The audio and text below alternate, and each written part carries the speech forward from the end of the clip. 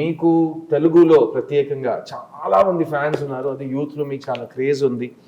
భారతీయుడు 2లో భారతీయుడు 1లో heroines role maximum glamour and love story and comedy ఆ పరంగా తిరుగుతూ ఉంటుంది. కానీ నాకు తెలిసి Bharateeyudu 2 is different. So tell your fans and the audience, Bharateeyudu 2లో రకుల్ దగ్గర ఏం ఎక్స్పెక్ట్ చేయొచ్చు? వెల్, భారతీయుడు 2లో యాక్చువల్లీ నువ్వు చెప్పినట్టు అన్ని క్యారెక్టర్స్కి చాలా ఇంపార్టెన్స్ ఉంటుంది అండ్ ఆ ఇంపార్టెన్స్ అండ్ ఇంపాక్ట్ఫుల్ ఉంటుంది. Now change is in the hand of the youth, right?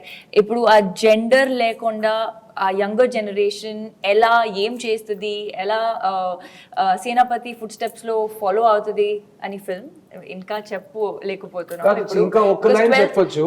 Youngsters కోపం వస్తే ఏం జరుగుతుంది, యంగ్స్టర్స్ చేతిలో రెవల్యూషన్ ఉంది. సో ఆ రెవల్యూషన్ మేము స్టార్ట్ చేస్తాం. కరెక్ట్. మగాళ్ళు మాత్రం కాకుండా ఆడాళ్ళు మగాళ్ళు కలిసి దేశాన్ని మార్చడానికి ప్రయత్నం చేస్తారు. ఆ ప్రయత్నంలో రకుల్ మేము కలిసి దిగుతాం.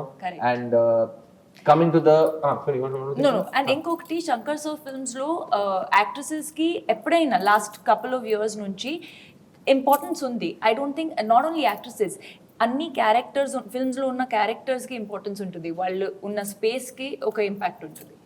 ఇంకోటి నేను చూసే విధానం, శంకర్ సార్కి వచ్చి సోషల్ రెస్పాన్సిబిలిటీ చాలా ఎక్కువ.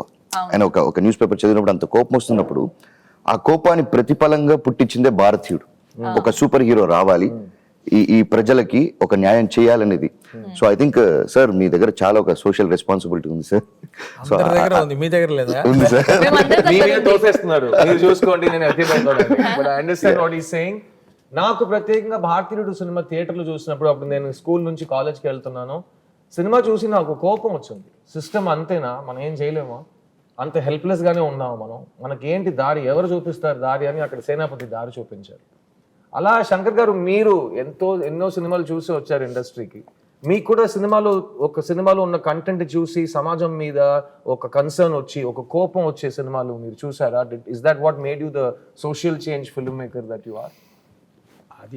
అది గుర్తులేదు నాకు. నేను యాక్చువల్గా డైరెక్టర్ మహేంద్రన్ సార్ ఆయన పిక్చర్ చూసి ఒక సాఫ్ట్ పిక్చర్స్ అంటే ఎమోషన్ తోటి ఒక టచింగ్ ఫిల్ము అలాంటి పిక్చర్ చేయాలని నేను వచ్చాను. ఆ సమయంలో ఏ ప్రొడ్యూసర్కి వెళ్తే సార్ ఒక యాంటీ హీరో సబ్జెక్ట్ ఉంటే చెప్పండి అంటున్నారు. నేను నా పిక్చర్లో heroine oriented my first script. అది చెప్తే సార్ అది తర్వాత చేస్తాము, ఒక యాంటీ హీరో సబ్జెక్ట్ ఇవ్వండి. ఎక్కడ వెళ్తే యాంటీ హీరో సబ్జెక్ట్ కావాలి కదా, అంతే కదా, చేస్తాను చేసి అప్పుడు ఆలోచించి రాసిన స్టోరీ జెంటిల్మెన్. Wow, super.